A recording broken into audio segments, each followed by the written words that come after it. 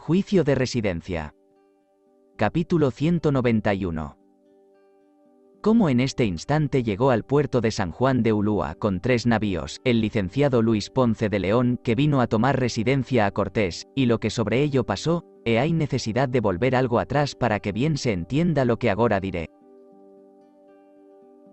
Ya he dicho en los capítulos pasados las grandes quejas que de Cortés dieron ante su majestad, estando la corte en Toledo, y los que dieron las quejas fueron los de la parte de Diego Velázquez con todos los por mí nombrados, y también ayudaron a ellas las cartas del Albornoz, y como su majestad creyó que era verdad, había mandado al almirante de Santo Domingo que viniese con gran copia de soldados a prender a Cortés y a todos los que fuimos en desbaratar a Narváez, y también he dicho que, como lo supo el duque de Béjar don Álvaro de Zúñiga, que fue a suplicar a su majestad que hasta saber la verdad que no se creyese de cartas de hombres que estaban muy mal con Cortés, cómo no vino el almirante, las causas por qué, y cómo su majestad proveyó que viniese un hidalgo que en aquella sazón estaba en Toledo, que se decía el licenciado Luis Ponce de León, primo del conde de Alcaudete, y le mandó que le viniese a tomar residencia, y si le jaleis culpado en las acusaciones que le pusieron, que le castigase de manera que en todas partes fuese sonada la justicia que sobre ello hiciese. Y para que tuviese noticia de todas las acusaciones que acusaban a Cortés, trujo consigo las memorias de las cosas que habían dicho contra Cortés, instrucciones por donde había de tomar la residencia. Y luego se puso en la jornada y viajó con 3 navíos, que esto no se me acuerda bien, si eran 3 o 4, y con buen tiempo que le hizo llegó al puerto de San Juan de Ulúa, y luego se desembarcó y se vino a la villa de Medellín, y como supieron quién era y que venía por juez a tomar residencia a Cortés, luego un mayordomo de Cortés que allí residía, que se decía Gregorio de Villalobos, en posta se lo hizo saber a Cortés, y en 4 días lo supo en México, de que se admiró Cortés, que tan de repente le tomaba su venida. Porque quisiera sabello más temprano para irle a hacer la mayor honra y recibimiento que pudiera, y al tiempo que le vinieron las cartas estaba en Señor San Francisco, que quería recibir el cuerpo de nuestro Señor Jesucristo, y con mucha humildad rogaba a Dios que en todo le ayudase, y como tuvo las nuevas por muy ciertas, de presto despachó mensajeros para saber quién eran los que venían, y si traían cartas de su majestad, y des que vino la primera nueva dende a 2 días vinieron 3 mensajeros que enviaba el licenciado Luis Ponce de León con cartas para Cortés, y una era de su majestad, por las cuales supo que su majestad mandaba que le tomasen residencia, y vistas las reales cartas con mucho acato e humildad las besó y puso sobre su cabeza, y dijo que recibía gran merced que su majestad le enviase quien le oyese de justicia, y luego despachó mensajeros con respuesta para el mismo Luis Ponce, con palabras sabrosas y ofrecimientos muy mejor dichos que yo lo sabré decir. Que le diese aviso por cuál de los 2 caminos quería venir, porque para México había un camino por una parte otro por un atajo, para que tuviese aparejado lo que convenía para servir a criado de tan alto rey y señor. Y des que el licenciado vio las cartas, respondió que venía muy cansado de la mar y que quería reposar algunos días, y dándole muchas gracias y mercedes por la gran voluntad que mostraba.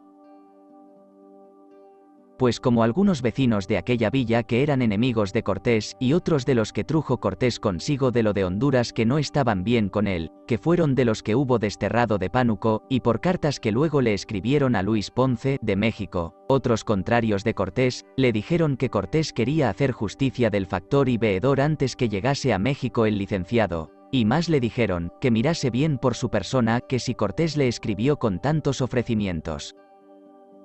es para saber por cuál de los 2 caminos quería venir, que era para despachalle, y que no se fiase de sus palabras ni ofertas, y le dijeron otras muchas cosas de males que decían había hecho Cortés, así a Narváez como a Garay, y de los soldados que dejaba perdidos en Honduras, y sobre 3000 mexicanos que murieron en el camino, y que un capitán que se decía Diego de Godoy, que dejó allá poblando con obra de 30 soldados, todos dolientes, que creen que serán muertos. Salió verdad así como se lo dijeron. Lo de Godoy y soldados, y que le suplicaban que luego en posta fuese a México, y que no curase de hacer otra cosa, que tomase ejemplo en lo del capitán Narváez y en lo del adelantado Garay y en lo de Cristóbal de Tapia, que no le quiso obedecer, y le hizo embarcar, se volvió por donde vino. Y le dijeron otros muchos daños y desatinos contra Cortés, por pon el mal con él, y aún le hicieron en creyente que no le obedecería. Y como aquello vio el licenciado Luis Ponce, traía consigo otros hidalgos, que fueron el alguacil mayor Proaño, natural de Córdoba, y aún su hermano, y a Salazar de la Pedrada, que venía por alcaide de la fortaleza, que murió luego de dolor de costado, y a un licenciado o bachiller que se decía Marcos de Aguilar, y a un soldado que se decía Bocanegra, de Córdoba, y a ciertos frailes de Santo Domingo, y por provincial dellos un fray Tomás Ortiz, que decían había estado ciertos años por prior en una tierra que llamaban. No me acuerdo el nombre, y de este religioso, que venía por prior, decían todos los que venían en su compañía que era más desenvuelto para entender en negocios que no para el santo cargo que traía. Pues volviendo a nuestra relación, el Luis Ponce tomó consejo con estos hidalgos que traía en su compañía si iría luego a México o no, y todos le aconsejaron que no se parase ni de día ni de noche, creyendo que era verdad lo que decían de los males de Cortés, por manera que cuando los mensajeros de Cortés llegaron con otras cartas en respuesta de las que le escribió el licenciado y mucho refresco que le traían, ya estaba el licenciado cerca de Iztapalapa, donde se le hizo un gran recibimiento con mucha alegría y contento que Cortés tenía con su venida. Y le mandó hacer un banquete muy cumplido, y después de bien servidos en la comida de muchos y buenos manjares, dijo Andrés de Tapia, que sirvió en aquella fiesta de maestresala, que por ser cosa de apetito para en aquel tiempo en estas tierras, porque era cosa nueva, que si quería su merced que le sirviesen de natas y requesones, y todos los caballeros que allí comían con el licenciado se holgaron que los trajesen, y estaban muy buenas las natas y requesones, y comieron algunos tanto dellos que se le revolvió el estómago a uno dellos y rebosó.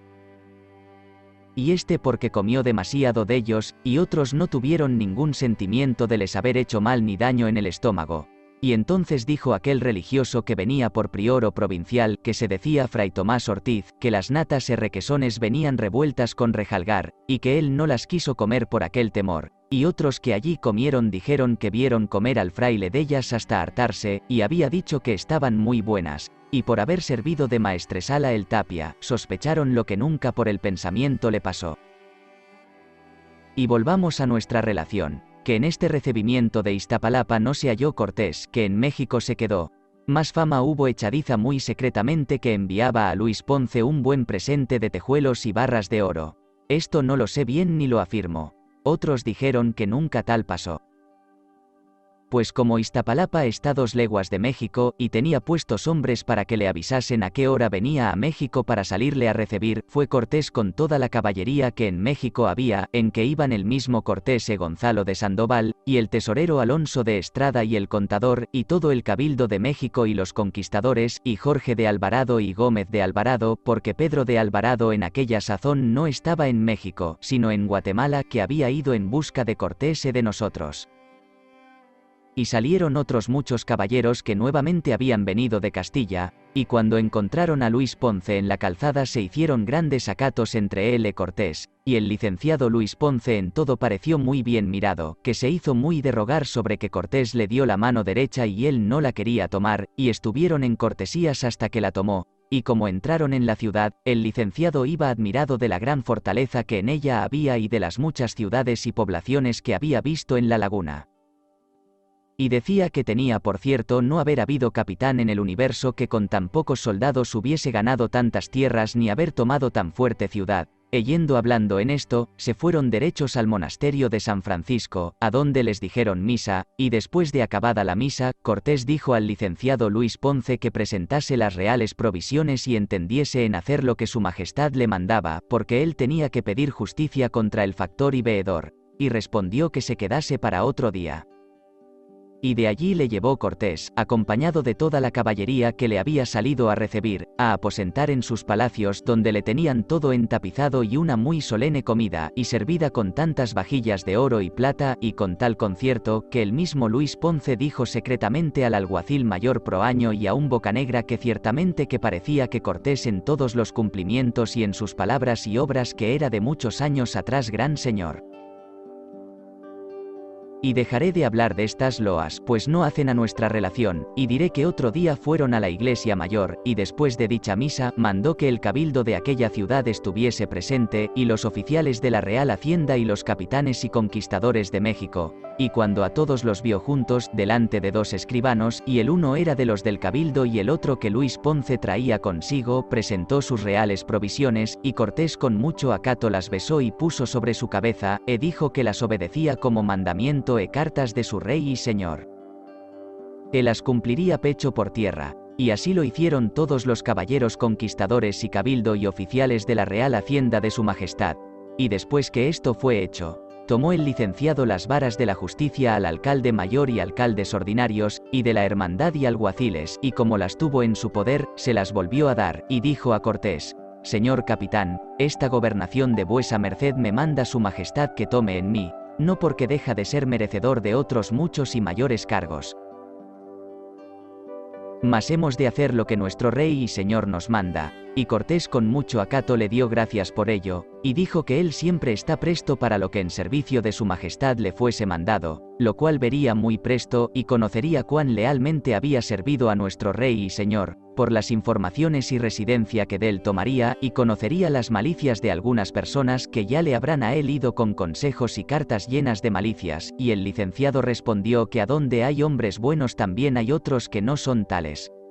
Que así es el mundo, que a los que ha hecho buenas obras dirán bien de él, y a los que malas, al contrario, y en esto se pasó aquel día.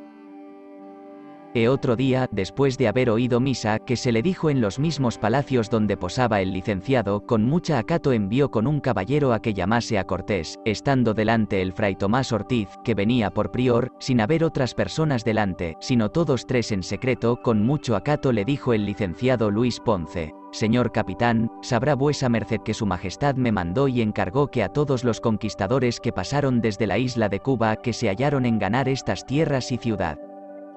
y a todos los demás conquistadores que después vinieron, que les dé buenos indios en encomienda, y anteponga y favorezca algo más a los primeros. Y esto digo, porque soy informado que muchos de los conquistadores que con vuesa merced pasaron están con pobres repartimientos, y los ha dado a personas que agora nuevamente han venido de Castilla, que no tienen méritos. Si así es, no le dio su majestad la gobernación para este efeto, sino para cumplir sus reales mandos, y Cortés dijo que a todos había dado indios. Y que la ventura de cada uno era que a unos cupieron buenos indios y a otros no tales, y que lo podrá enmendar, pues para ello es venido, y los conquistadores son merecedores délo. Y también le preguntó que qué era de los conquistadores que había llevado a Honduras en su compañía, que cómo los dejaba allá perdidos y muertos de hambre, en especial que le informaron que un Diego de Godoy, que dejó por caudillo de 30 o 40 hombres en Puerto de Caballos, que le habían muerto indios porque todos estaban muy malos. Y así como lo dijeron salió verdad, como adelante diré, y que fuera bueno que, pues habían ganado aquella ciudad y la Nueva España, que quedaran a gozar el provecho, y a los que habían nuevamente venido de Castilla aquellos llevara a conquistar y poblar. Y preguntó por el capitán Luis Marín y por Bernal Díaz del Castillo y por ciertos soldados y los demás soldados que consigo llevó. Cortés le respondió que para cosas de afrenta y guerras no se atreviera a ir a tierras largas si no llevara soldados conocidos. Y que presto venían a aquella ciudad porque ya deben de venir camino, y que en todo su merced les ayudase y les diese buenas encomiendas de indios. Y también le dijo el licenciado Luis Ponce algo con palabras ásperas, que cómo había ido contra el Cristóbal de Olí tan lejos y largos caminos sin tener licencia de su majestad, y dejar a México en condición de se perder. A esto respondió que como capitán general de su majestad, que le pareció que convenía aquello a su real servicio porque otros capitanes no se alzasen, y que de lo hizo primero relación a su majestad, y demás de esto, le preguntó sobre la prisión y desbarate de Narváez, y de cómo se le perdió la armada y soldados de Francisco de Garay, y de qué murió tan presto, y de cómo hizo embarcar a Cristóbal de Tapia, y le preguntó de otras muchas cosas que aquí no relato, y Cortés a todo le respondió dándole razones muy buenas. De que Luis Ponce en algo parecía que quedaba contento, y todo esto que le preguntaba traía por memoria de Castilla y de otras muchas cosas que ya le habían dicho en el camino y en México le habían informado de lo. Y como a aquestas preguntas que he dicho estaba presente el fray Tomás Ortiz, como las hubieron acabado de decir, se fue Cortés a su posada, y secretamente apartó el fraile a 3 conquistadores amigos de Cortés, y les dijo que Luis Ponce quería cortar la cabeza a Cortés, porque así lo traía mandado por su majestad, e a aquel efeto le había preguntado lo sobredicho. Y aun el mesmo fraile otro día muy de mañana de secreto se lo dijo a Cortés por estas palabras: Señor capitán, por lo mucho que os quiero, y de mi oficio y religión es avisar en tales casos, hágoos, señor, saber que Luis Ponce trae provisiones de su majestad para os degollar. Y cuando Cortés esto oyó, habían pasado los razonamientos por mí dichos, estaba muy penoso y pensativo. Y por otra parte le habían dicho que aquel fraile era de mala condición y bullicioso, y que no le creyese muchas cosas de lo que decía. Y según pareció, dijo el fraile aquellas palabras a Cortés a efeto que le echéis por intercesor y rogador que no le ejecutase el tal mandado, y porque le diese por ello algunas barras de oro. Otras personas dijeron que el Luis Ponce lo dijo por meter temor a Cortés y le echéis rogadores que no le degollase, y como aquello sintió Cortés, respondió al fraile con mucha cortesía y con grandes ofrecimientos, y le dijo que antes tenía creído que su majestad, como cristianísimo rey, que le enviaría a hacer mercedes por sus muchos y buenos y leales servicios que siempre le hizo, y no se hallará de servicio ninguno que haya hecho, y que con esta confianza estaba, y que él tenía al señor Luis Ponce por persona que no saldría de lo que su majestad le mandaba. Y como aquello oyó el fraile, y no le rogó que fuese su intercesor para con Luis Ponce, quedó confuso. Y diré lo que más pasó, porque Cortés jamás le dio ningunos dineros de lo que le había prometido.